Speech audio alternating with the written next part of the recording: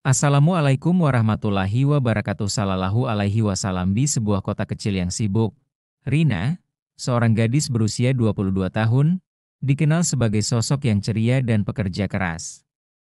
Setiap hari dia mengendarai motor kesayangannya, Yamaha Mio biru metalik, untuk bekerja sebagai barista di sebuah kafe kecil di pusat kota. Motor itu bukan hanya alat transportasi, tapi juga simbol kebebasan dan usaha kerasnya. Namun, suatu hari yang biasa berubah menjadi mimpi buruk bagi Rina. Saat dia ingin pulang setelah selesai bekerja, tiba-tiba ia dihentikan oleh petugas polisi lalu lintas.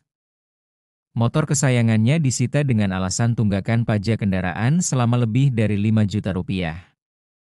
Rina terkejut dan kebingungan. Bagaimana bisa dia sampai menunggak pajak selama itu? Ia merasa selama ini sudah berusaha membayar tepat waktu. Dengan nada tegas, petugas menjelaskan bahwa sesuai peraturan, motor tersebut harus ditahan sampai tunggakan dilunasi. Rina mencoba menjelaskan bahwa dia belum punya uang untuk membayar karena penghasilannya yang pas-pasan, tapi petugas tetap tak bergeming. Aturan sudah jelas, Mbak. Kalau tidak bayar, motor harus kita sita, ujar petugas dengan sikap kaku. Rina pun merasa diperlakukan tidak adil. Ia mulai emosi, suaranya meninggi dan menarik perhatian orang-orang di sekitar. Dia merasa semua usaha kerasnya selama ini seolah sia-sia. Dalam kepanikan dan kemarahan, ia berlari ke kantor polisi yang tak jauh dari situ. Sambil berteriak minta keadilan, orang-orang yang melihat mulai merekam kejadian itu dengan ponsel mereka.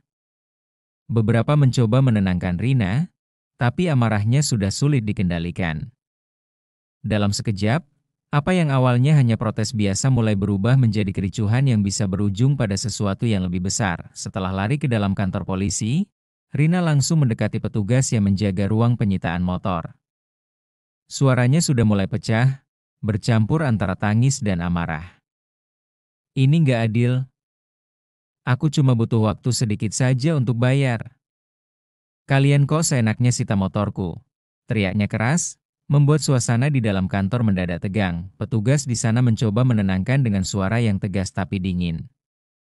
Aturan sudah jelas, Mbak. Kalau mau urus, harus lewat prosedur dan bayar dulu.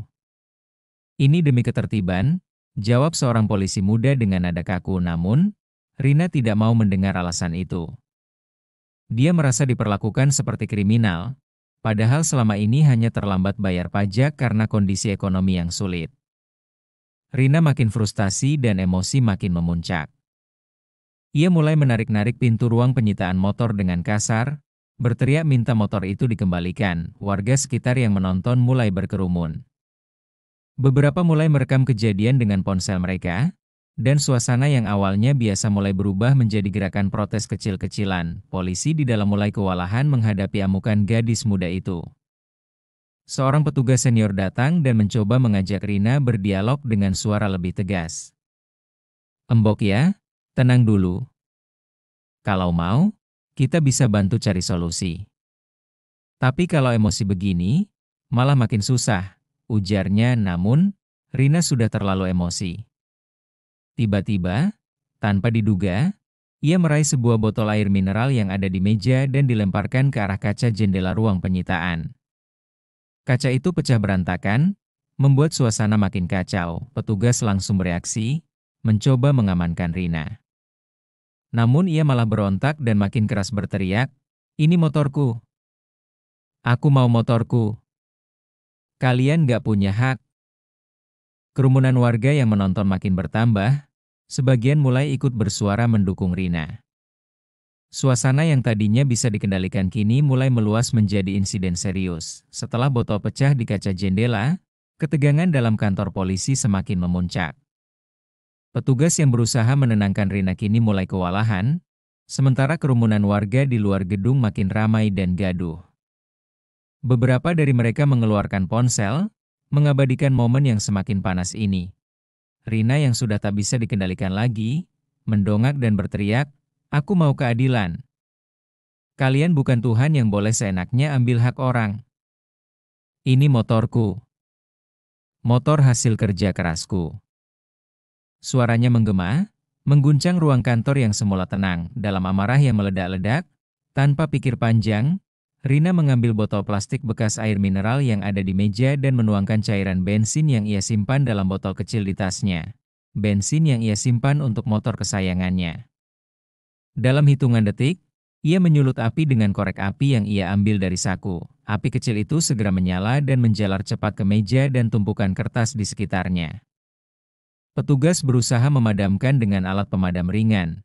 Namun karena panik, api malah membesar. Suara sirine polisi pun mulai terdengar, menandakan bahwa bantuan segera datang. Kerumunan di luar gedung ikut panik, namun beberapa dari mereka malah berteriak, "Bebaskan motornya. Jangan sakiti dia." Situasi berubah menjadi chaos. Dalam waktu singkat, asap hitam membubung dari gedung kantor polisi yang mulai terbakar. Polisi yang lain segera berusaha mengamankan Rina dan mengevakuasi warga di sekitar. Sementara itu, Rina berdiri dengan tatapan penuh kemarahan dan kesedihan, sadar bahwa aksinya sudah menimbulkan masalah besar. Tapi baginya, ini adalah bentuk perlawanan atas ketidakadilan yang ia rasakan. Kalau kamu mau, aku bisa lanjutkan ke bagian keempat dengan detail bagaimana reaksi polisi, warga, dan konsekuensi dari kejadian ini. Mau lanjut? Asap tebal kini memenuhi hampir seluruh ruang depan kantor polisi. Bau menyengat plastik terbakar bercampur dengan kertas yang hangus membuat beberapa petugas terbatuk-batuk. Sirene mobil pemadam kebakaran terdengar semakin dekat, tapi api sudah mulai menjalar ke lemari arsip dan meja pelayanan Rina, yang masih dikepung amarah, tiba-tiba merasakan tangannya dicengkeram kuat oleh seorang polisi senior. "Kamu ikut saya sekarang," bentaknya. Namun Rina berontak dengan sekuat tenaga, sambil berteriak, "Jangan sentuh aku. Kalian pencuri hak orang." Kerumunan di luar mulai ricuh. Sebagian warga mencoba masuk untuk melihat situasi, sementara yang lain merekam kejadian dengan ponsel mereka. Video Rina yang menyalakan api sudah tersebar di media sosial hanya dalam hitungan menit, membuat berita ini viral di berbagai grup WhatsApp dan Facebook. 2 mobil pemadam kebakaran akhirnya tiba. Petugas pemadam segera menggelar selang dan menyemprotkan air ke titik-titik api yang paling besar. Suara teriakan bercampur dengan gemuruh air dan bunyi kaca pecah akibat panas. Sementara itu, Kapolsek setempat datang dengan wajah tegang. Ia langsung memerintahkan agar Rina dibawa ke ruang tahanan sementara. Namun, proses ini tidak mudah karena banyak warga yang mencoba menghalangi. Menganggap Rina sebagai korban ketidakadilan, seorang ibu parubaya dari kerumunan berteriak lantang, "Jangan bawa dia. Dia cuma marah karena motornya disita. Kalian yang salah." Teriakan itu memicu warga lain untuk bersuara keras, membuat polisi harus membentuk barikade manusia agar situasi tidak semakin memburuk. Di tengah kekacauan itu, Rina akhirnya berhasil diamankan dan dibawa ke ruang tahanan dengan tangan terborgol. Namun, tatapan matanya tetap tajam, seolah ingin mengatakan bahwa ia tidak akan menyerah begitu saja. Fokus pada pemeriksaan Rina di ruang tahanan sementara, Rina duduk di kursi besi dengan borgol yang masih melingkar di pergelangannya. Keringat dingin membasahi pelipisnya, bukan karena takut, tapi karena panas dari sisa kebakaran yang masih terasa dari luar. Nafasnya terengah, tapi sorot matanya tetap tajam. Kapolsek masuk dengan beberapa anak buahnya. Suaranya datar, tapi tegas. "Kamu sadar nggak? Apa yang baru saja kamu lakukan bisa bikin kamu di penjara bertahun-tahun?" katanya sambil menatap lurus ke wajah Rina. Rina membalas dengan nada sinis. "Lalu, kalian sadar nggak kalau kalian merampas hak orang miskin demi uang? Kalian kira aku maling? Motor itu hasil kerjaku. Kalian cuma nyari alasan buat peras rakyat kecil."